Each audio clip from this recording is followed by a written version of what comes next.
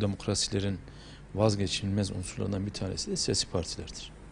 Bu anlamda fikri, düşüncesi, siyasal görüşü ne olursa olsun siyasi partilerin varoluşu hem demokrasinin vazgeçilmez unsurları hem de çeşitlilik anlamda ciddi bir katkı sunar. Bu anlamda biz Hüdapar'a yapılan saldırıyı kınıyoruz.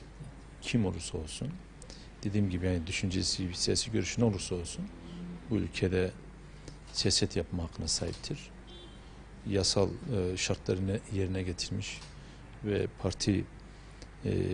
partisine kurmuş bir siyasi partinin saldırıya uğraması ya da baskı altına alınması hiçbir şekilde tasvip edilmez, kabul edilmez. Bu anlamda biz saldırıyı kınıyoruz. Bu bölgede uzunca bir dönem maalesef saldırılar, şiddet, gerginlik, çatışma ortamı yaşandı.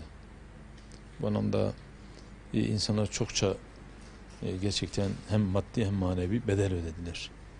Siyasi partilerin buna kayıtsız kalma gibi bir durumu söz konusu değil. Hüdapar'a yapılan saldırı, siyasi partiye yapılan ilk saldırı da değil. Eminim ki son saldırı da olmayacak. Dönem dönem AK Parti'ye ve bizlere de çok ciddi saldırılar oldu. Ama biz şunu söyledik girdiğimiz her ortamda, eğer biz düşünce özgürlüğünü savunuyorsak, biz örgütlenme özgürlüğünü savunuyorsak, biz insan haklarını ve demokrasiyi savunuyorsak, herkese saygı göstermesi gerekiyor.